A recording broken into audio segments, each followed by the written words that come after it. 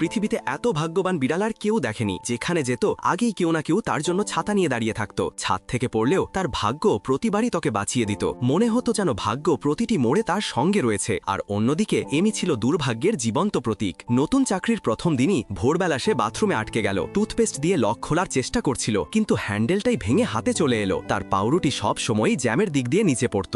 যখনই টিস্যু বের করত সেটা মাঝখান থেকে ছিঁড়ে যেত। বাড়ির জিনিসপত্র গুছিয়ে সাইকেল নিয়ে অফিসে বেরোতে গিয়ে দেখে সাইকেলের টায়ার পাংচার। অফিসে গিয়ে গ্লিটার ভর্তি সব কৌটা ফেলে দিল। ফিতা সাজাতে গিয়ে উল্টো গুলিয়ে ফেলল। বই রাখতে গিয়ে নিজেই শেলফে ঝুলে গেল। এমির মনে হলো সে সত্যিই দুর্ভাগ্যা। সন্ধ্যায় ক্লান্ত হয়ে এমি যখন স্যান্ডউইচ খাচ্ছিল তখন একটি কালো বিড়াল এসে পাশে বসে পড়ল। এমির হৃদয় খুব দয়ালু ছিল। সে চুপি চুপি তার অর্ধেক স্যান্ডউইচ বিড়ালের সামনে রাখল। বিড়ালটি গভীরভাবে এমির চোখে তাকালো আর বুঝে গেল যে সে খুব দুঃখী। এমি তার মন খারাপের কথা বিড়ালটিকে বলতে লাগলো। হঠাৎ বিড়ালটি সেখান থেকে দৌড়ে পালিয়ে গেল। কিন্তু যেখানে বিড়ালটি বসেছিল সেখানে এমি একটি সোনার মুদ্রা দেখতে পেল। কিছু না ভেবেই সে মুদ্রাটি তুলে নিল। সে জানত না যে এই সোনার মুদ্রাটি তার জীবন পাল্টে দেবে। পরের সকালে সবকিছুই বদলে গিয়েছে মনে হলো। প্রথমবার তার দুই মোজাই মিলল আর টোস্টটিও একেবারে ঠিক মতো পুড়ল, না বেশি না কম। এমির সন্দেহ হলো হয়তো এই মুদ্রাটি তার জন্য সৌভাগ্যের। সে জ্যাম লাগানো রুটি উঁচু থেকে ফেলল। সেটি সোজা প্লেটে পড়ল। সে বারবার চেষ্টা করল, প্রতিবারই রুটি ঠিক মতো প্লেটে পড়ল।